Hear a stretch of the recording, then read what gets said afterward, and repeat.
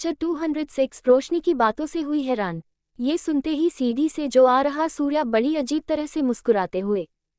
मृत्युंजय राठौर, मेरे ससुर को पता है शेर और गीदड़ का फर्क। अब कोई अपनी बेटी को गीदड़ को तो नहीं दे सकता ना। क्यों, सही कहा ना फादर इन लॉ। कहते हुए वह सिंगल सोफे पर जाकर एक के ऊपर दूसरा पैर रखकर बैठ जाता है और सभी को बैठने का इशारा कर देता है।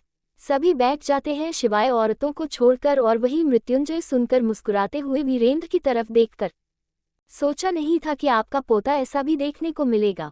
वैसे खुशी हुई पूरी परिवार से मिलकर। पहली मुलाकात अच्छी नहीं रही और दूसरी मुलाकात में बातें नहीं हुई, तो सोचा तीसरे मुलाकात के लिए हम खुद आ जाए और हमारा कुछ सामान यहाँ पर रह गया है उसे भी लेकर चले जाए जो गलती से यहाँ पर आ गया है।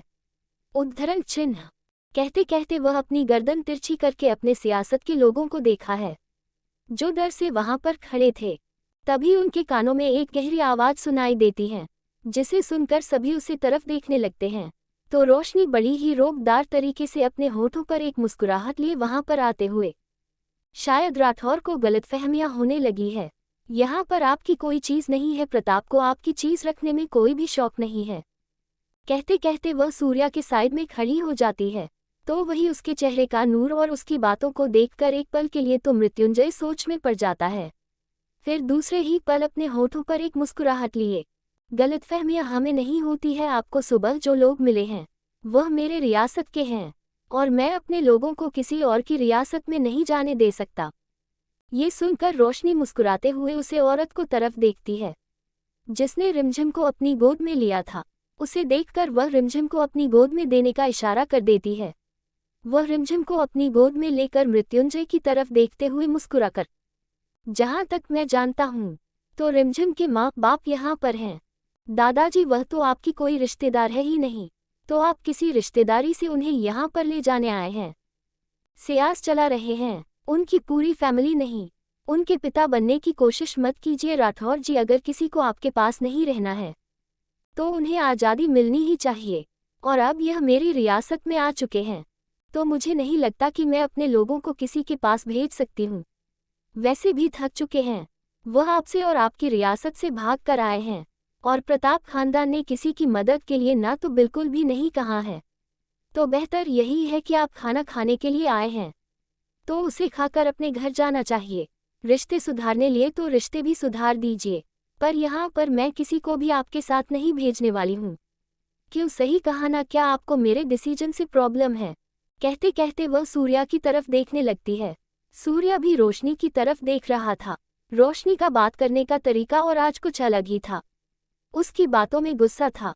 वह उसके हाथों को पकड़कर मुस्कुराते हुए राठौर की तरफ देखकर, अगर मेरी बीवी चाहती है तो किसी की भी हिम्मत नहीं है कि वह उसे ना बोल सके, और वैसे भी अब यह मेरी जगह है तो ये लोग भी अब हमारे ही पैलेस के हो गए हैं। कहते कहते वह शांत हो जाता है।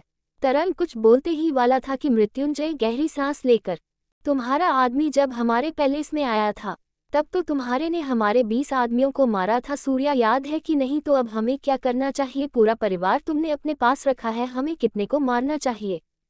कहते कहते वह मुस्कुराने लगता है। तो वही उसकी बात को सुनकर सूर्या एक गहरी सांस लेकर, तुम्हारी बेटी की ही मदद की थी राणा के बेटे ने, और एक बात याद रखना, यहाँ पर अगर तुम मरने की बात करोगे तो तुम अच्छे से जानते हो तुम यहाँ से वापस नहीं जा पाओगे। और रही बात लोगों की, तो ये भाग कर आए हैं, और राणा का बेटा भागकर नहीं बल्कि तुम्हारे बेटे ने उसे उठा लिया था। और क्यों, ये तुम अच्छे से जानते हो। बेहतर यही है कि यहाँ पर इसके लिए आए हो, वह करो डिनर के लिए बुलाया था ना। कहते कहते वह उसे अपनी ठंडी आंखों से देखने लगता है। मृत्युंजय ये सुनकर पूरी तरह से परेशान हो जाता है और वही रिमझिम रोने लगती है। तो रोशनी उसको अपने साथ ले जाने लगते हैं और वही तरंग रोशनी की तरफ देखने लगता है। भैरवी जो इतनी देर से शांत थी वह भी रोशनी को देख रही थी। सभी देख सकते थे कि माहौल कितना ज्यादा बिगड़ने वाला है। तो वीरेंद्र जी अपनी जगह से खड़े होकर, इतने सालों बाद मृत्युंजय तुम हमारे घर आए हो, बचपन में तुम बहुत बार यहाँ पर आया करते थे, वो भी रणवीर के साथ। उसकी बात ही कुछ अलग थी। दोनों भाइयों में बहुत प्यार था, पर मुझे लगा नहीं था कि रणवीर कभी हमें छोड़कर चला जाएगा। पर अब तुम आए हो तो यह बातें छोड़कर पुरानी बातें कर लिया तो बहुत अच्छा लगेगा हमें। इस पर मृत्युंजय कुछ कहता नहीं है। वह गहरी सांस लेता है और सूर्या की तरफ देखा है, जो उसे ही देख रहा था। सूर्या को देखकर वह गहरी सांस लेकर अपना सर हिला देता है और वैसे ही अपनी जगह से खड़ा होकर गहरी सांस लेने लगता है। और वही सूर्या उसे देखकर बड़ी अजीब तरह से मुस्कुराते हुए अपनी जगह से खड़ा होकर वहां से जाने लगता है। मृत्युंजय उसे जाते हुए अपने मन में, बहुत जल्द सब कुछ बदलने वाला है। सूर्या, बहुत घमंड है ना तुम्हें अपने ऊपर, यह घमंड भी बहुत जल्दी खत्म होने वाला है। गलती कर दी तुम्हारी बीवी ने मेरे रास्ते में आकर। वह जो इतना कर रही है वह सिर्फ और सिर्फ तुम्हारी वजह से ना, अब तुम देखोगे तुम्हारी बीवी के साथ क्या होता है। बहुत घमंड है ना उसे तुम पर, अब ये घमंड भी बहुत जल्द खत्म होने वाला है। कहते रहते हो गहरी सांस लेकर शमशेर की तरफ देखा है। शमशेर अपना सर हिला देता है। सभी अपनी जगह से खड़े हो जाते हैं और भैरवी, सौम्या, राधिका, गायत्री, महक, सुलोचना और नेहा के पास चली जाती है और वही सुजल भी उनके पास आ जाती है। राणा वहां पर आ गया था, वह राठौर परिवार को देखा है। फिर एक गहरी सांस लेकर कुछ सोचते हुए वहां से चला जाता है और वही रोशनी रिमझिम को अपने हाथों में लिए उसके साथ खेलने लगते हैं। तब तक रिमझिम की माँ वहां पर आ जाती है। रिमझिम की मन कर अपने दोनों हाथ जोड़ते हुए, रानी सा, आप हमें उनके साथ भेज दीजिए। हम नहीं चाहते कि हमारे परिवार की वजह से आपको कोई भी परेशानी हो, हम वहां पर जी लेंगे। कहते कहते वह अपना सर नीचे झुका लेते हैं तो रोशनी, जो रिमझिम के साथ खेल रही थी, वह रिमझिम की माँ की तरफ देखकर मुस्कुराते हुए, आप परेशान मत हो जी, आपको भरोसा नहीं है मेरे पति पर, मुझे खुद से भी ज्यादा भरोसा है अपने पति पर, वह मेरे डिसीजन की रिस्पेक्ट करता है। आप परेशान मत होइए, वैसे भी मैं रिमझिम के साथ बुरा होते हुए नहीं देख सकती। आप अपने बारे में तो सोचिए, पर रिमझिम के बारे में क्या, उसका क्या होगा। मैं नहीं चाहती कि फूल जैसे बच्चों के सब कुछ भी गलत हो। उसकी जिंदगी है, उसके भी सपने होंगे आगे जाकर, उन्हें भी तो आपको पूरा करना है। और वैसे भी और राठौर परिवार कुछ भी नहीं करेगा जब तक मैं यहाँ पर हूँ। आप इसे लेकर अपने कमरे में जाकर आराम कीजिए और पूरे परिवार को आराम करने के लिए कह दीजिए। कहते कहते वह रिमझिम वो उनके हाथों में दे देती हैं और वही रिमझिम की माँ रोशनी के हाथों से रिमझिम को लेकर वहां से चली जाती है। रोशनी उन दोनों को जाते हुए देख रही थी, तभी वह अपने कंधे पर किसी का हाथ महसूस करती है तो अपनी नजरें तिरछी करके देखते हैं तो सामने सूर्या था, जो उसे ही देख रहा था। सूर्य रोशनी के हाथ को पकड़कर उसकी आंखों में देखकर, फायरफ्लाई, आज तुम मुझे इतना अजीब क्यों देख रही हूँ? क्या कुछ ऐसा है जो बहुत अजीब है? आंखों में गुस्सा, नफरत, चेहरे पर रौनक, की कॉम्बिनेशन कुछ अलग नहीं है। उसके बालों को सहलाने लगता है तो वही रोशन सूर्या की बात को सुनकर एक पल के लिए तो शांत हो जाती है, फिर दूसरे ही पल गहरी सांस लेकर, नफरत गुस्सा करने के लिए भी तो कोई लायक चाहिए, और आज तक मेरे नफरत और गुस्से के लायक कोई बन ही नहीं पाया है। और रही बात रौनक, तो क्यों नहीं आएगी? आखिर में सूर्या सिंह प्रताप की बीवी हूं तो जाहिर सी बात है रौनक तो आने ही वाले हैं। और वैसे भी मुझे मृत्युंजय राठौर पसंद नहीं है, नफरत है मुझे जैसे शख्स की जो दूसरों को दर्द देता है और खुद के मतलब के लिए किसी की जान भी ले सकता है। कहते कहते वह शांत हो जाती है और रोशनी की पूरी बात सुनने के बाद सूर्या उसकी आंखों में देखने लगा है। उसकी आंखों में देखकर उसके दोनों हाथों को पकड़कर अपनी तरफ कर लेता है, जिसे रोशनी के दोनों हाथ उसके कंधे पर चले जाते हैं। सूर्या उसकी आंखों में देखकर बड़ी अजीब तरह से मुस्कुराते हुए, कुछ चीजें शांति से की जाती है फायरफ्लाई, शांत दिमाग हमेशा वह चीज कर देता है जो तुम गुस्से में कभी भी कुछ नहीं कर सकती। हमेशा शांत रहो और जितना हो सके उतना ज्यादा खुद को शांत करो। चेहरे पर गुस्सा अच्छा नहीं लगता है, तुम्हारे हमेशा मासूम नहीं होती, बहुत खूबसूरत लगती है तुम्हारे चेहरे पर। वैसे राठौर परिवार आ गया है और उन्हें भी तो पता चले कि तुम कौन हो। कहते हुए उसकी आंखों में देखकर उसके माथे को चुमते हुए बड़े प्यार से, माँ और मदर इन लॉ दोनों ही तुम्हारा इंतजार कर रही है, जाकर उनसे मिल लो। उद्धरण चिन्ह। रोशनी में सुनकर बस अपना सर हिलाकर वहां से चली जाती है और वही सूर्या से जाते हुए देख रहा है तो कोई गहरी सांस लेकर अपने पॉकेट से मोबाइल को निकलता है और किसी को कॉल करने लगता है। सामने वाले को कॉल करके लगता है, सामने से कॉल उठा लेता है तो सूर्या कुछ कह देता है और फिर सामने वाला कुछ ऐसा कह देता है जिससे सूर्या के चेहरे पर एक खतरनाक सी मुस्कुराहट आ जाती है। वह बड़ी अजीब तरह से मुस्कुराते हुए कॉल को कट करके मोबाइल को अपने पेंट के पॉकेट में डाले अपनी आंखें बंद करके गहरी सांस लेता है। Picture 207 baby boy not good, कहते हुए उसकी आंखों में देखकर उसके माथे को चूमते हुए बड़े प्यार से। माँ और मदर इन लॉ दोनों ही तुम्हारा इंतजार कर रही है, जाकर उनसे मिल लो। उद्धरण चिन्ह। रोशनी में सुनकर बस अपना सर हिलाकर वहां से चली जाती है और वही सूर्या से जाते हुए देख रहा है तो कोई गहरी सांस लेकर अपने पॉकेट से मोबाइल को निकलता है और किसी को कॉल करने लगता है। सामने वाले को कॉल करके लगता है सामने से कॉल उठा लेता है तो सूर्या कुछ कह देता है और फिर सामने वाला कुछ ऐसा कह देता है जिससे सूर्या के चेहरे पर एक खतरनाक सी मुस्कुराहट आ जाती है। वह बड़ी अजीब तरह से मुस्कुराते हुए कॉल को कट करके मोबाइल को अपने पेंट के पॉकेट में डाले अपनी आंखें बंद करके गहरी सांस लेता है। राठौर फैमिली डिनर कर रही थी। इस समय कोई भी कुछ नहीं कह रहा था। मृत्युंजय की नज़र तो बार बार रोशनी पर जा रही थी। वह जिस तरह खाना खा रही थी उसे गौर से मृत्युंजय देख रहा था। उसके चेहरे पर एक पल के लिए तो शिकांश जाती है। वह कुछ सोचने लगता है और फिर एक गहरी सांस लेकर अपना सर हिला देता है। डिनर करने के बाद मृत्युंजय सोफे पर बैठ जाता है। तभी वहां पर तरंग मृत्युंजय के साइड में बैठकर, बाबा सा कुछ भी नहीं करने वाले हैं, मतलब हम उन्हें यहीं पर रहने वाले हैं। हमने क्या सोचा था और क्या हो रहा है?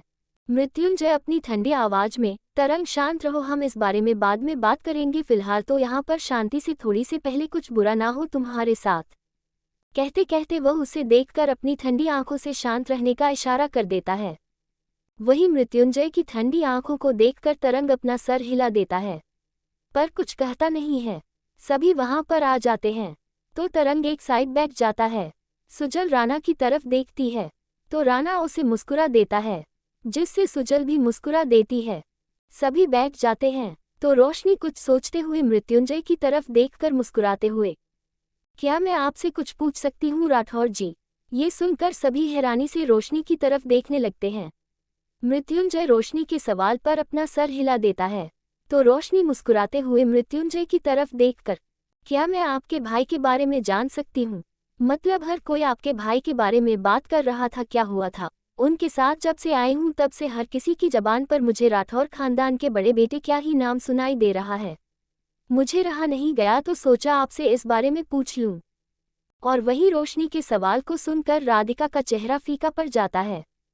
उसके चेहरे पर परेशानी की लकीर थी। वह हैरानी के साथ, और वही अरुण के भी चेहरे पर एक परेशानी की लकीरें आ जाती है। और वही रोशनी के सवाल को सुनकर पता नहीं क्यों पर मृत्युंजय के चेहरे पर ठंडा पसीना आने लगता है। उसका चेहरा ठंडा पसीने में भर जाता है। वह रोशनी की तरफ देखा है जो मुस्कुराते हुए उसे देख रही थी। उसका ऐसा देखना मृत्युंजय को बहुत ही ज्यादा डरा रहा था। वह गहरी सांस लेता है। उसे समझ नहीं आ रहा था कि वह रोशनी की नीली आंखों को देखकर क्यों इतना ज्यादा डर रहा है।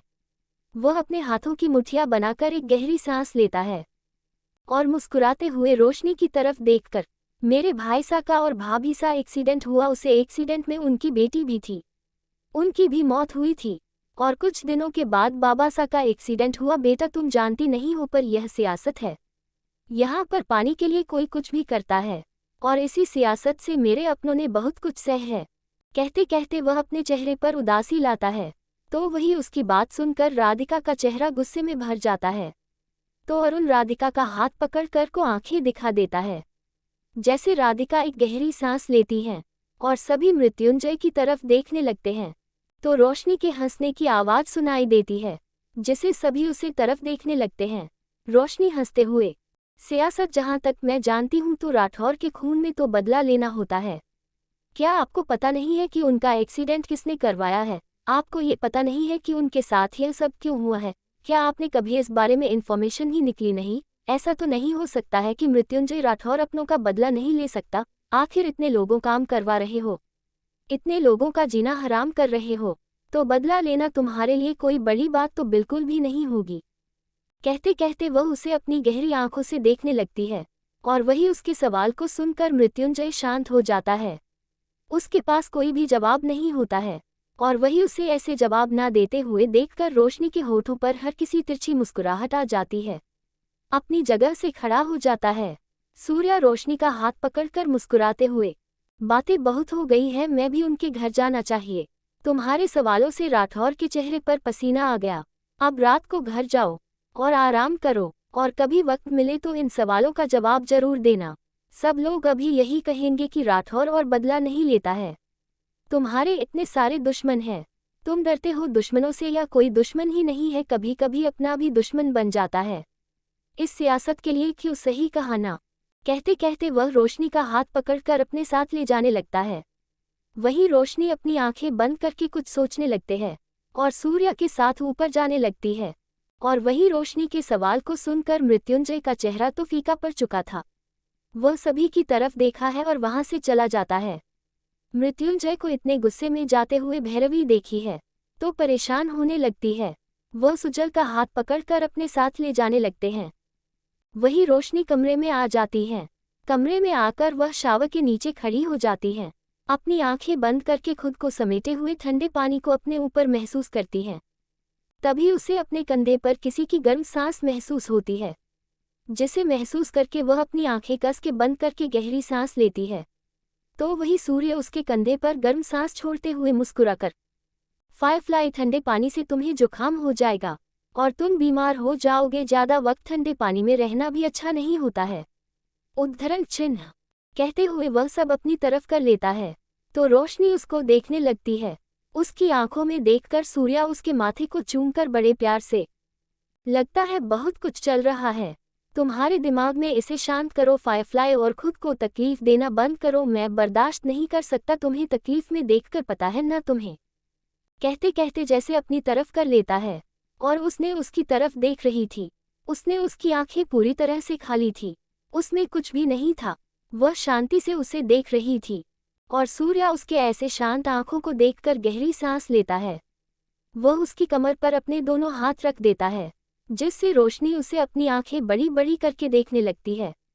तो सूर्या उसके होठों पर अपने होठों पर रखकर वैसे ही उसे अपनी तरफ कर लेता है। वह सब अपने साथ वॉशरूम से बाहर लाता है। बेडरूम में लाकर उसे बेड पर लेटकर खुद उसके ऊपर आ जाता है, जिसे रोशनी गहरी गहरी सांस लेने लगती है।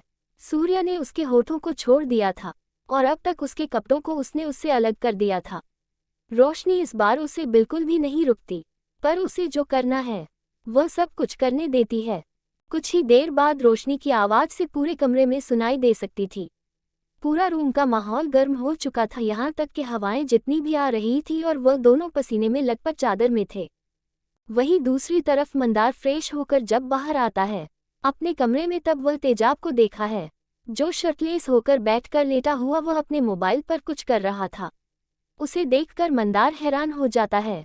वह उसे देखकर हैरानी भरी आवाज में, तुम मेरे कमरे में क्या कर रहे हो, जाकर अपने कमरे में सो जाओ ना, बार बार मेरे कमरे में आ जाओगे तो क्या सोचेंगे सब लोग। कहते हुए वह अपने दोनों हाथ फोल्ड किया उसे देखने लगता है, जो खाली आंखों से उसे देख रहा था। तेजाब उसे ऐसे देखते हुए देखकर मुस्कुराते हुए मोबाइल को साइड में रखकर बेड पर बैठ जाता है, जिससे मंदार अपनी आंखें और भी ज्यादा छोटे छोटे कर लेता है।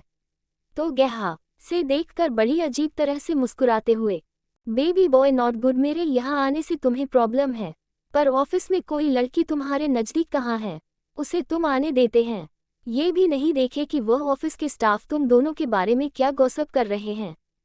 कहते कहते वह गुस्से में उसे देखने लगता है और वही उसके बाद को सुनकर मंदार को कुछ भी समझ में नहीं आता है।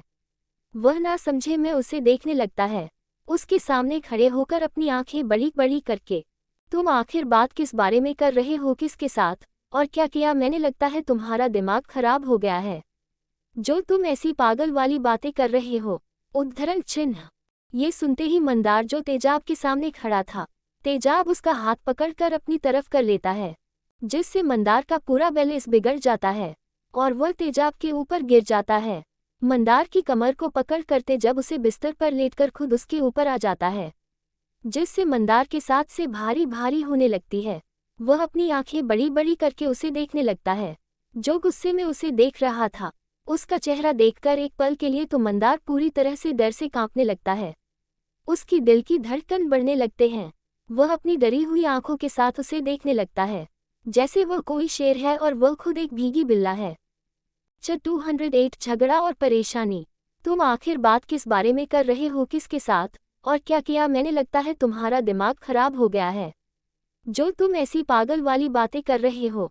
उद्धरण चिन्ह ये सुनते ही मंदार जो तेजाब के सामने खड़ा था, तेजाब उसका हाथ पकड़कर अपनी तरफ कर लेता है, जिससे मंदार का पूरा बैलेंस बिगड़ जाता है और वह तेजाब के ऊपर गिर जाता है। मंदार की कमर को पकड़ कर तेजाब उसे बिस्तर पर लेटकर खुद उसके ऊपर आ जाता है, जिससे मंदार के साथ से भारी भारी होने लगती है। वह अपनी आंखें बड़ी बड़ी करके उसे देखने लगता है, जो गुस्से में उसे देख रहा था।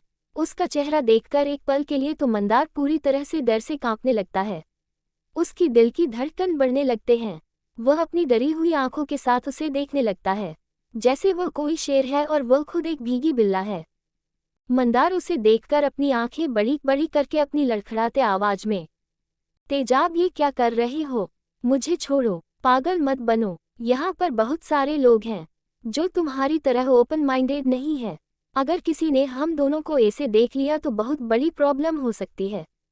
कहते हुए वह आजू बाजू देखने लगता है और वही उसके ऐसी बातों को सुनकर वह बड़े अजीब तरह से मुस्कुराते हुए, दरवाजा लॉक है और साउंड प्रूफ है और दो लड़के अगर एक साथ हो तो काम की बात कर रहे होंगे, और वैसे भी जो लोगों को समझना है वह समझने दो, मुझे इससे कोई भी फर्क नहीं पड़ता है, मुझे सिर्फ तुमसे फर्क पड़ता है, और वैसे भी मैंने तुम्हें बहुत वक्त दे दिया पर अब और वक्त मैं तुम्हें दे नहीं सकता।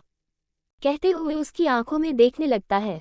मंदार कुछ का पता उससे पहले इंतजार उसके होठों पर अपने होठों को रख देता है, जिससे मंदार की दिल की धड़कन बढ़ने लगती है। वह बस उसे अपनी आंखें बड़ी बड़ी करके देखने लगता है, जोर से बेहद डीप और पैशनेट किस कर रहा था। वह अपनी आंखें बंद करके उसे जो करना है उसे करने देता है, क्योंकि तेजाब उसकी पूरी बॉडी को अपने कंट्रोल में ले लिया है, उसे पूरी तरह से ब्लॉक कर दिया है। अपनी बॉडी से वह अपनी आंखें बंद कर लेता है और तेजाब वैसे ही उससे पैशनेट होकर किस करने लगता है। वह जब उसके होठों को छोड़ता है तब जाकर मंदार सांस लेता नहीं, तो उसे लगता है कि वह आज मरने वाला है। वह उसके पैशनेट मूव्स को हैंडल ही नहीं कर पा रहा था। खुद को जैसे तैसे शांत करके तेजाब उसके बालों में अपने दोनों हाथों को डाल देता है। तेजाब के हर एक मूव को वह हैंडल नहीं कर पाता है, तो वह अपना सर ऊपर की ओर कर देता है। इस बार उसे समझ आ चुका था कि आज तेजाब उसे छोड़ने वाला बिल्कुल भी नहीं है। अपनी आंखें बंद करके तेजाब को जो करना है वह उसे करने देता है। आधे घंटे बाद उसके ऊपर जो टॉवल था वह जमीन पर था, दोनों व्हाइट कलर के ब्लैंकेट में थे। मंदार अपनी आंखें बंद करके गहरी सांस लेकर अपनी आंखें खोल देता है, तो उसकी आंखें जा टकरा जाती है, तो तेजाब से जो उसके आंखों में देखकर उसे कुछ पूछ रहा था। तेजाब की आंखों में अपने लिए प्यार और डिजाइन्स को देखकर एक पल के लिए तो मंदार का चेहरा पूरी तरह से शर्म से लाल लाल होने लगता है। फिर कुछ सोचकर वह अपना सर हिला देता है। तभी उसकी आवाज़ पूरे कमरे में सुनाई देती है। वह अपने हाथों की मुठ्ठियां बनाकर अपना चेहरा दूसरी तरफ कर लेता है। वही तेजाब उसके गर्दन में अपना चेहरा छुपा लेता है। करीब 5 मिनट के बाद तेजाब अपने आप को शिफ्ट करने लगता है, जिससे मंदार गहरी गहरी सांस लेने लगता है। दोनों ही एक दूसरे में पूरी तरह से खो चुके थे। पसीना पूरी तरह से उन दोनों के ऊपर था, पर दोनों में से कोई भी रोकने को तैयारी नहीं थी। मंदार की आवाज़ से पूरे कमरे में सुनाई दे रही थी, जिसमें प्लेजर साफ साफ सुनाई दे सकता था। वह बार बार तेजाब का नाम ले रहा था और तेजाब उसी पैशनेट के साथ उसके साथ रोमांस कर रहा था। 3 घंटे बाद वह दोनों एक दूसरे से अलग हो जाते हैं। तेजाब तो पूरे फ्रेश मोड में था, तो वही मंदार का पूरा चेहरा पसीने में था और उसका चेहरा पूरी तरह से टीका पड़ चुका था। पूरा चेहरा पसीने के साथ ही साथ थकावट साफ देखी जा सकती थी। वह अपनी आंखें बंद कर देता है, तो वही तेजाब उसे अपने बाहों में उठा लेता है और उसे अपने साथ वॉशरूम में ले जाता है। वॉशरूम में ले जाकर उसे अच्छे से फ्रेश करने लगता है। उसकी बॉडी को अच्छे से क्लीन करने के बाद वह उसे बेड पर लेट देता है और खुद भी उसके साइड में लेट जाता है। मंदार अपना सर उसके सीने में छुपाकर अपनी आंखें बंद कर लेता है। मंदार को थकावट की वजह से गहरी नींद आ जाती है और आपके होठों पर एक सुकून भरी मुस्कुराहट आ जाती है। वह मंदार को अपने सीने में छुपाकर अपनी आंखें बंद करके गहरी नींद में चला जाता है। वहीं दूसरी तरफ कोई था जिसके चेहरे पर परेशानी जाने का नाम ही नहीं ले रही थी। राधिका सोफे पर बैठी हुई थी और इस समय वह अपने सर को दबा रही थी। उसके चेहरा पूरी तरह से परेशानी में भर चुका था। तभी वहां पर अरुण आ जाता है। अरुण को देखकर राधिका अपनी जगह पर खड़ी होकर परेशानी भरी आवाज में, अरुण, मुझे कुछ समझ नहीं आ रहा है कि रोशनी में आखिर यह सवाल मृत्युंजय से पूछा ही क्यों, मतलब रणवीर भाईसा के बारे में क्यों। एक पल के लिए तो मुझे ये सवाल सुनकर डर लगने लगा था। और तुमने मृत्युंजय का चेहरा देखा, कैसे हो चुका था, पूरा फीका पड़ चुका था। उसका चेहरा, जिस तरह से रोशनी ने उसकी बेइज्जती की है, मुझे नहीं लगता कि मृत्युंजय बिना कुछ किए बिना रह सकता है। उसके चेहरे पर तुमने देखा कितना सारा गुस्सा था। कहते हुए राधिका के चेहरे पर परेशानी आने लगती है, तो वही उसके चेहरे की परेशानियों को देखकर अरुण एक गहरी सांस लेकर उसे शांत करते हुए, राधिका शांत हो जाओ, वैसे भी हम कल या परसों तक यहाँ से जाने ही वाले हैं। और वैसे भी मृत्युंजय को यह सवाल बड़ा था पूछने का, इसमें कोई बड़ी बात नहीं है। उसने पूछ लिया, और सुबह से हम लोग रणवीर के बारे में कितनी बात कर रहे थे, तो शायद बच्चों ने पूछ लिया होगा। और वैसे भी वह उन सब से नाराज है, उनके बारे में उसे पता है, तो शायद उसने इस वजह से पूछ लिया होगा। तुम ज्यादा सोच रही हूँ। वैसे भी तुम्हें क्या लगता है उसे इस बारे में किसने बताया होगा? ना तुमने बताया, ना मैंने बताया, ना महक ने बताया, तो कौन बता सकता है? और अगर दामाद जी की बात है तो मुझे नहीं लगता कि वह अब कुछ बताएंगे। फिलहाल तो तुम शांत हो, जो ऐसे रहोगी तो उसे जरूर तुम पर शक हो जाएगा। उद्धरण चिन्ह। कहते कहते वो उसके दोनों हाथों को पकड़कर उसे बेड पर बैठा देता है, तो राधिका उसके सीने में अपना चेहरा छुपाकर रोने लगती है। वह अपने कांपती हुई आवाज में, सच कहूं तो मुझे इस बारे में समझ ही नहीं आ रहा है, और अब मैं क्या करूं? डर लगने लगा है मुझे अब बहुत ज्यादा। तुम्हें पता है, जिस वक्त मृत्युंजय रोशनी की तरफ देखा था, उसे वक्त मेरा पूरा चेहरा पसीने में भर जाता था। मुझे डर लगता था कि कहीं मुंह से देखकर कुछ जाने ना, यही सोच सोचकर मुझे और भी ज्यादा परेशानी महसूस होती थी। मैं बार बार अपने आप को शांत करती थी। तुम्हें पता है मैंने कैसे खुद को अब तक रोका है। मुझे जल्दी से जल्दी यहाँ से जाना है, मुझे बिल्कुल भी यहाँ पर नहीं रहना है, मुझे बहुत ज्यादा डर लग रहा है। कहते कहते राधिका अपनी आंखों में आंसू लिया अपने दर्द भरे चेहरे के साथ उसे देखने लगती है, तो वही अरुण उसके दोनों गालों को पकड़कर उस वी के माथे को चूमकर गहरी सांस लेकर, पहले तो राधिका तुम इस बात की परेशानी छोड़ दो कि कुछ होगा, क्योंकि मैं इतना जानता हूं कि हो ना हो सूर्या ने कुछ सोचा ही होगा। और वैसे भी अगर रोशनी को सब कुछ पता चल भी गया तो मुझे नहीं लगता कि इसमें कोई गलत हो सकता है। तुम तो उसे सब कुछ बताने ही वाली थी ना। राधिका ये सुनकर अपनी जगह पर खड़ी होकर गुस्से भरी आवाज में, मैं बताने वाली थी, पर तुम लोगों जैसा नहीं, मैं उसे अपने तरीके से बताने वाली थी, जिससे वह हमसे नफरत ना करे। अगर उसे पता चला कि हमने उसे लेकर गए तो क्या सोचा कि वह हमारे बारे में, और अगर हम लोगों ने उसे बताया तो शायद से वह ज़्यादा परेशान नहीं होगी क्योंकि हम लोगों ने उसे बताया। और अगर उसे ये सब बाहर से पता चला तब क्या होगा, सोचा है इस बारे में तुमने? कहते कहते वह गुस्से में उसे देखने लगती है, और एक गहरी सांस लेकर, तुम हर वक्त दम दामाद करते हो, तो मुझे एक बात बताओ, उसने अगर सब कुछ बताया और कल को रोशनी ने हमें ये पूछा कि हमने क्यों उसे सच नहीं बताया, तो क्या जवाब दोगे? तुम ये कहोगे कि हाँ, मैं दामाद जी के कहने का इंतजार कर रहा हूँ। पहले से ही मुझे सूर्या पसंद नहीं था, और अब तो मुझे समझ नहीं आ रहा है कि वह क्या करेगा, इससे तो मेरी और मेरी बेटी का रिश्ता टूट जाएगा। कहते कहते को गुस्से में उसे देखने लगती है, तो अरुण उसे पर भड़कते हुए, राधिका तुम ओवरथिंक कर रही हूँ, ऐसा कुछ नहीं होगा, रोशनी के अंदर दिमाग है, तुम ऐसे ही बोल रही हूँ जैसे रोशनी को कुछ सोचने समझना उसे आता ही नहीं है। वह सोच होगी ना, और उसे समझ भी आ जाएगी कि हमने ये सब क्यों छुपाया है। और वैसे भी आज नहीं तो कल उसे पता चल ही जाएगा, तो तुम शांत हो जाओ। अरुण के ऐसे भड़कते हुए देखकर राधिका अपने आंसुओं को पोंछते हुए, तुमसे बात करने का कोई मतलब नहीं है, मुझे तो तुमसे अब बात क्या, मुझे तो तुम्हारा चेहरा भी नहीं देखना है, मैं बालकनी में जा रही हूँ और बात करने मत आना मुझसे। उद्धरण चिन्ह। कहते कहते वह गुस्से में वहां से एक चादर और तकिया को लेकर चली जाती है, और वही अरुण अपने सर को पकड़कर वहीं पर बैठा रह जाता है। वह अपने सर को दबाता है और राधिका को जाते हुए देखने लगता है। वह अपनी आंखें बंद करके गहरी सांस लेकर वॉशरूम में चला जाता है। 209 सूर्या का सवाल, रोशनी का शांत होना। राधिका तुम ओवरथिंक कर रही हूँ, ऐसा कुछ नहीं होगा, रोशनी के अंदर दिमाग है, तुम ऐसे ही बोल रही हूँ जैसे रोशनी को कुछ सोचने समझना उसे आता ही नहीं है। वह सोच होगी ना, और उसे समझ भी आ जाएगी कि हमने ये सब क्यों छुपाया है। और वैसे भी आज नहीं तो कल उसे पता चल ही जाएगा, तो तुम शांत हो जाओ। अरुण के ऐसे भड़कते हुए देखकर राधिका अपने आंसुओं को पोंछते हुए, तुमसे बात करने का कोई मतलब नहीं है। मुझे तो तुमसे अब बात क्या, मुझे तो तुम्हारा चेहरा भी नहीं देखना है। मैं बालकनी में जा रही हूँ और बात करने मत आना मुझसे। उद्धरण चिन्ह। कहते कहते वह गुस्से में वहां से एक चादर और तकिया को लेकर चली जाती है और वही अरुण अपने सर को पकड़कर वहीं पर बैठा रह जाता है।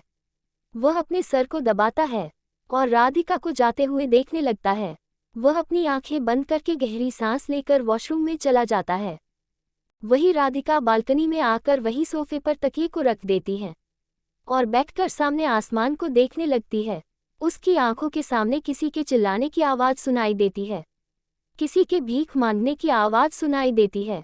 उसकी आंखों के सामने एक औरत उसका हाथ पकड़े हुए अपने दर्द भरी आवाज़ में, आज से ये तुम्हारी जिम्मेदारी है राधिका, मेरी बच्ची को प्यार देना और इस सब से दूर ले जाने, अगर वह वापस भी आए तो उसे अपने आप के खून का बदला जरूर लेने देना।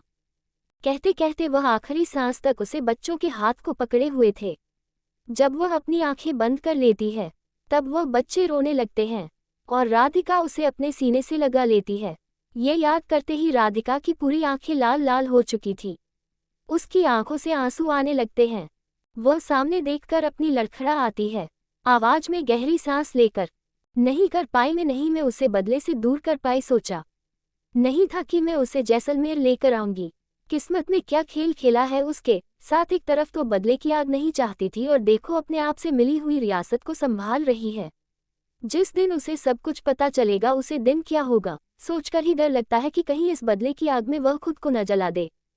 कहते कहते वह अपनी आंखें बंद करके गहरी सांस लेती है। आंखों में आंसुओं को वह अपने हाथों से पहुंचने लगती है।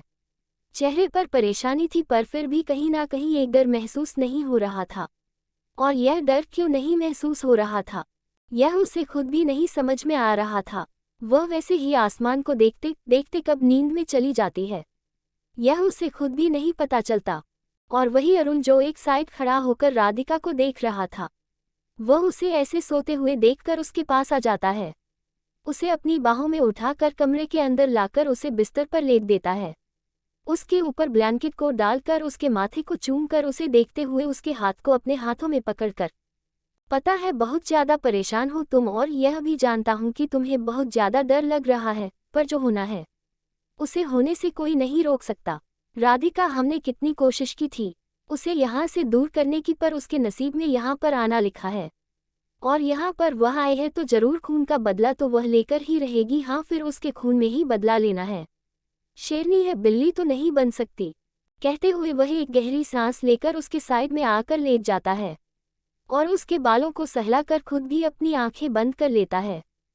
वहीं दूसरी तरफ सूर्य के कमरे के अंदर, सूर्य जब कमरे के अंदर आता है तो वह बिस्तर को खाली देखकर गहरी सांस लेता है। अपनी नज़रें कमरे के चारों तरफ फैलता है तो वहां पर उसे रोशनी कहीं पर भी नहीं मिलती है। वह अपनी नज़रें बालकनी की तरफ कर देता है और कुछ सोचकर अपने कदम बालकनी की तरफ ले जाता है। बालकनी में आकर वह देखता है तो उसकी प्यारी सी बीवी वही सोफे पर बैठी सामने देख रही थी। उसे ऐसे देखकर वह उसके पास चला जाता है, उसके साइड में बैठ जाता है। रोशनी सूर्य को अपने पास बैठे हुए महसूस करती है तो उसके कंधे पर अपना सर रखकर अपनी आंखें बंद करके गहरी सांस लेकर, क्या हम उन लोगों को उनके पास भेजने वाले हैं? मैंने पापा की बात सुनी, वह कह रहे थे कि राठौर के पास शायद से हमें उसका आदमी भेजना चाहिए। कहते हुए उसके चेहरे पर एक उदासी थी। वह अपनी नीली आंखें बड़ी बड़ी करके अपने सवाल का जवाब मांगने लगती है, वह भी आंखों से। और वही उसके बाद को सुनकर सूर्या उसकी नीली आंखों में देखकर, उसके बालों को उसके कान के पीछे करके उसकी आंखों में देखकर, तुम्हें क्या लगता है फायरफ्लाई, जहां में उन लोगों को भेजना चाहिए, क्या तुम कुछ करोगे? नहीं।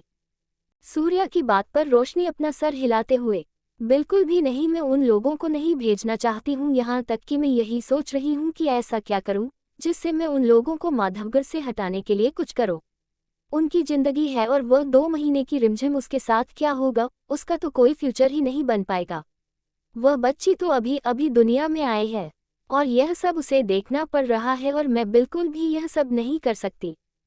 कहते कहते वह सूर्या की आंखों में देखने लगती है तो सूर्या वैसे ही उसकी आंखों में देखकर अपनी गहरी आवाज में, तुम्हें इतनी ही परेशानी हो रही है तो तुम क्यों ना उनकी मदद करने के बारे में सोचो। तुम्हें कितने लोगों की मदद से करोगी? माधवगढ़ में लाखों से ज्यादा लोग हैं, बच्चे हैं जिन्हें तो पूरी दुनिया का कुछ पता ही नहीं होगा।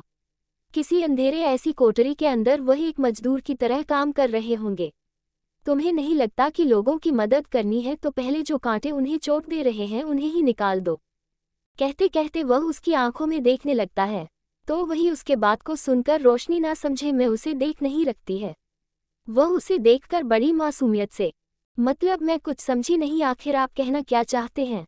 सूर्या रोशनी के बालों को सहलाकर उसके माथे को सुनते हुए, माय इनोसेंट फायरफ्लाई, पहले ये सोचो कि यह कौन कर रहा है और कैसे उन सभी को इस सब से दूर किया जाए। माधवगढ़ में तुम जितने भी लोगों की मदद कर लोगी वह सभी काम ही पड़ जाएगी। कुछ ऐसे लोग हैं जो 5 साल की उम्र में ही एक अंधेरी कोठरी में बंद हो गए हैं, जो अब तक बाहर भी नहीं आए हैं।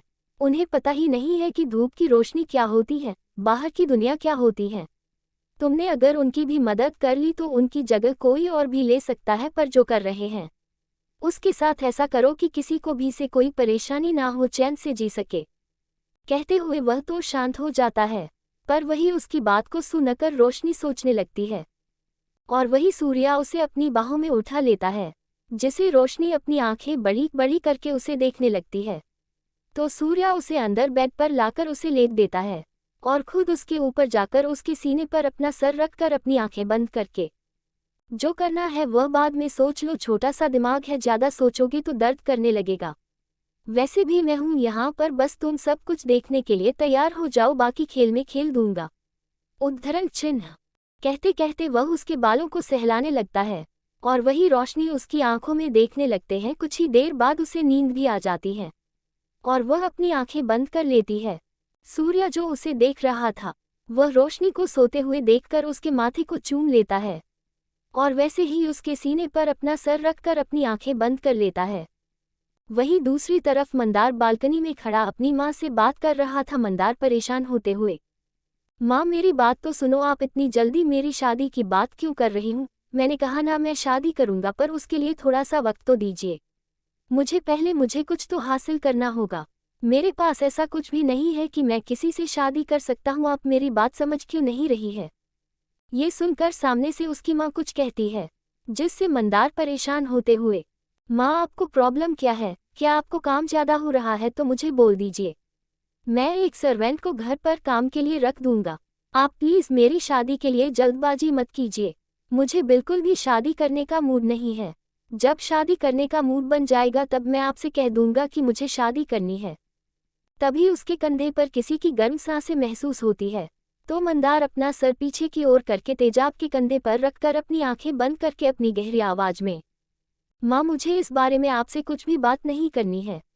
जब मैं जैसलमेर आ जाऊंगा तब मैं इस बारे में आपसे बहुत क्लियरली बात कर दूंगा, पर आप प्लीज़ मेरे लिए कोई भी लड़की ना ढूंढे, मैं ज़्यादा परेशानी अपने सर पर नहीं रख सकता। उद्धरण चिन्ह। कहते कहते मंदार मोबाइल को वही साइड में रख देता है और वैसे ही तेजाब के हाथों पर अपना हाथ रखकर अपनी आंखें बंद कर देता है और तेजाब मंदार की पूरी बात सुन लेता है। वह उसके बालों को सहलाकर उसे अपनी बेहद नज़दीक करके उसके कानों में अपनी गर्म सांस छोड़ते हुए, तुम्हें नहीं लगता बेबी बॉय कि तुम्हें तुम्हारी माँ को, मतलब मेरी मदर इन लॉ को सब कुछ बताना चाहिए? वैसे भी उन्हें भी तो रियलिटी से तुमने फेस करवा देना चाहिए। वह भी परेशान और तुम भी परेशान, ऐसे कब तक परेशानियों को अपने गले में बंधे रखोगे? तेजाब की बात को सुनकर मंदार अपनी आंखें खोलकर उसके दोनों हाथ पकड़कर उसके सामने अपना चेहरा करके अपनी आंखें बड़ी बड़ी करके, तेजाब तुम समझ क्यों नहीं रहे हो? मेरी फैमिली और खास करके मेरी माँ वह बहुत पुराने विचारों की है। उन्हें ये सब बीमारी लगेगी, उन्हें यही लगेगा कि मैं बीमार पड़ गया हूँ, जो मैं एक लड़के को एक लड़की समझकर प्यार कर बैठा हूँ। एक पल के लिए तो मेरा भाई कोई, इससे कोई प्रॉब्लम नहीं हो सकती है, पर माँ को समझ नहीं आ रहा है मैं कैसे उन्हें समझाऊं। उन्होंने पता है कितने सारे सपने सजाए हैं और मेरी जो रिलेटिव्स है तुम सोच भी नहीं सकते कि वह कैसे हैं। 210 धमकी और गुस्सा। और तेजाब मंदार की पूरी बात सुन लेता है। वह उसके बालों को सहलाकर उसे अपनी बेहद नज़दीक करके उसके कानों में अपनी गर्म सांस छोड़ते हुए, तुम्हें नहीं लगता बेबी बॉय कि तुम्हें तुम्हारी माँ को, मतलब मेरी मदर इन लॉ को सब कुछ बताना चाहिए? वैसे भी उन्हें भी तो रियलिटी से तुमने फेस करवा देना चाहिए। वह भी परेशान और तुम भी परेशान, ऐसे कब तक परेशानियों को अपने गले में बंधे रखोगे? तेजाब की बात को सुनकर मंदार अपनी आंखें खोलकर उसके दोनों हाथ पकड़कर उसके सामने अपना चेहरा करके अपनी आंखें बड़ी बड़ी करके, तेजाब तुम समझ क्यों नहीं रहे हो, मेरी फैमिली और खास करके मेरी माँ वह बहुत पुराने विचारों की है। उन्हें ये सब बीमारी लगेगी, उन्हें यही लगेगा कि मैं बीमार पड़ गया हूँ। जो मैं एक लड़की को एक लड़की समझकर प्यार कर बैठा हूँ, एक पल के लिए तो मेरा भाई कोई, इससे कोई प्रॉब्लम नहीं हो सकती है। पर माँ को समझ नहीं आ रहा है मैं कैसे उन्हें समझाऊं। उन्होंने पता है कितने सारे सपने सजाए हैं और मेरी जो रिलेटिव्स है तुम सोच भी नहीं सकते कि वह कैसे हैं। कहते कहते वह अपनी आंखें बंद करके गहरी सांस लेकर उसे देखने लगता है। तो वही उसकी बात को सुनकर तेजाब उसके दोनों गालों को पकड़कर उसे रेलिंग से लगा देता है, जिससे मंदार अपनी आंखें बड़ी बड़ी करके उसे देखने लगता है।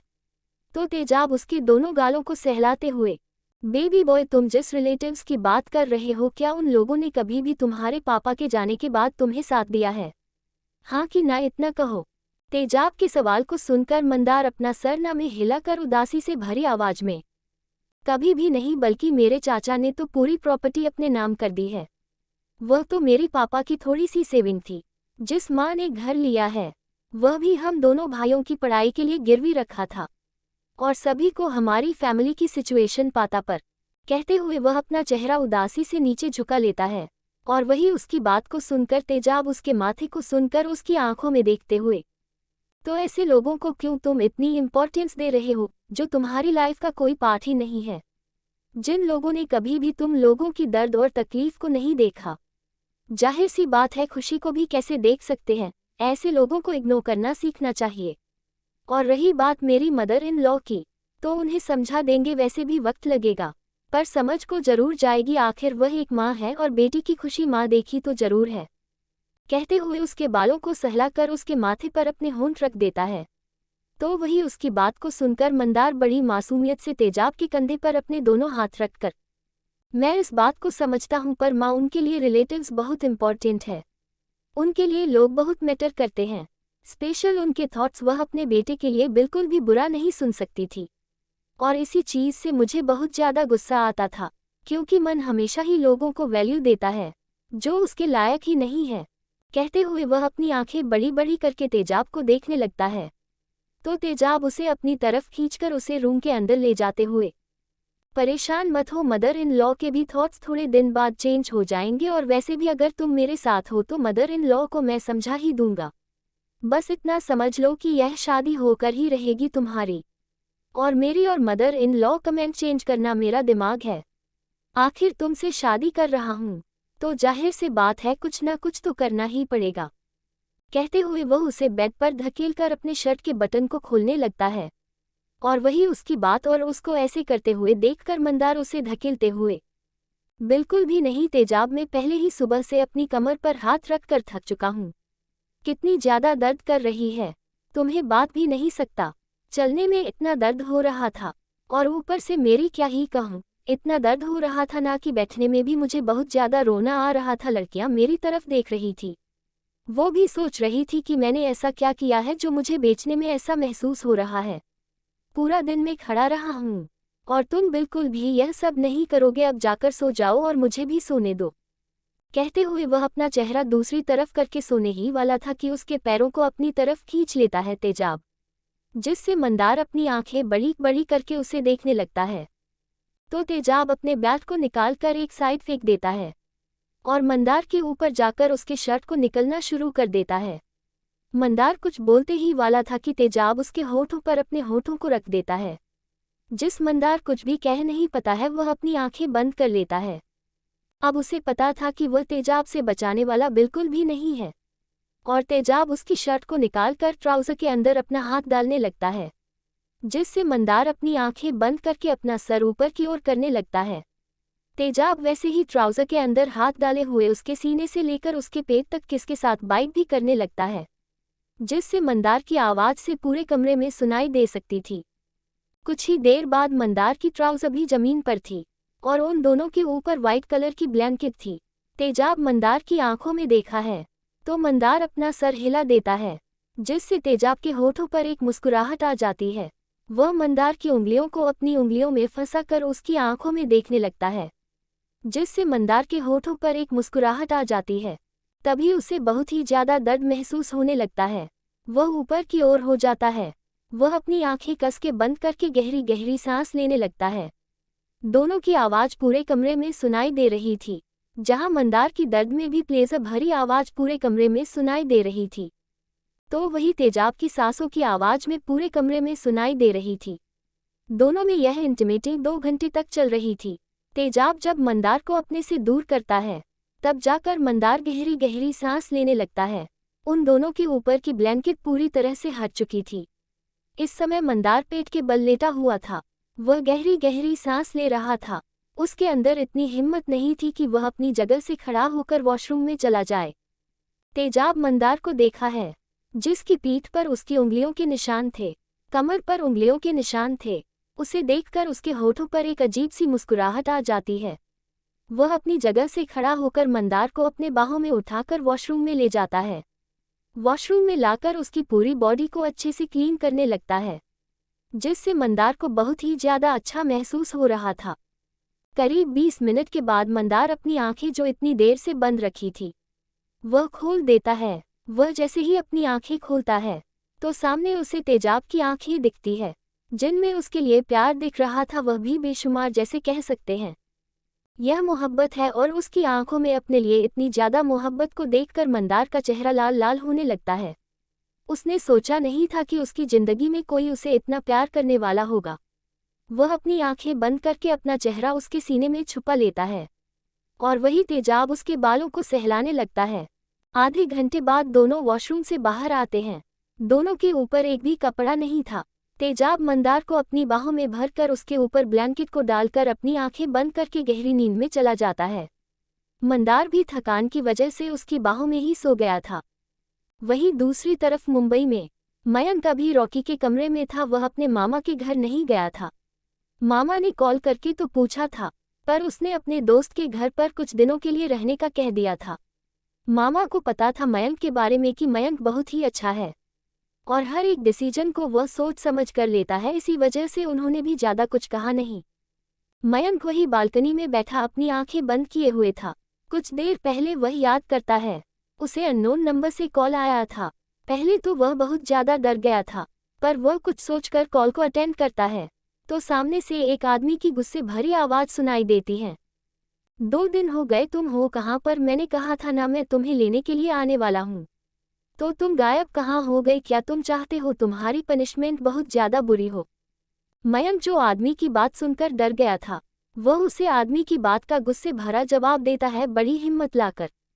मैंने कहा ना कि मुझे तुमसे कोई बात नहीं करनी है, और वैसे भी मैं पहले वाला मजाक नहीं हूँ, तो बेहतर यही है कि तुम यहाँ से निकल जाओ। अगर घर वालों को तुम्हारे बारे में पता चला कि तुम्हें पता है तुम्हारे साथ क्या होगा। कहते हुए मयंक गुस्से में घूरने लगता है, तो वही को आदमी मयंक की बात पर हंसने लगता है। वह हंसते हुए, मयंक तुम कब समझोगे मुझे? तुम्हें क्या लगता है मैं तुम्हारी फैमिली की वजह से शांत हूँ? बिल्कुल भी नहीं माय बॉय, तुम्हारे लिए मैं शांत हूँ। रही बात तुम्हारी फैमिली की, तो तुम्हें क्या लगता है मुझे कोई रोक सकता है? तुम्हें अपना बनाने के लिए कोई भी नहीं। अगर मैं तुम्हारे घर में ये बता दूं कि मैं तुमसे प्यार करता हूँ, तो मुझे नहीं लगता कि तुम्हारे घर में से कोई भी हम दोनों को अलग कर सकता है। मयंक उस आदमी की बात को सुनकर जोर जोर से हंसते हुए अपने आंखों में जो आंसू थे उन्हें पोंछकर, प्यार? कौन सा प्यार और किसका प्यार? जहां तक मैं जानता हूँ, तो तुम्हारे अंदर सिर्फ और सिर्फ हवास, जिसे तुम पूरा करते आए हो। और एक बात अच्छे से याद रखना कि मयंक कभी भी तुम्हारी जिंदगी में नहीं आएगा। बेहतर यही है कि मुझसे दूर हो जाओ, इससे पहले कि तुम्हें वह मयंक में देखने को मिल जाएगा जो तुमने सपने में भी नहीं सोचा होगा। कहते कहते मयंक गुस्से में कॉल कट करके मोबाइल को साइड में फेंक देता।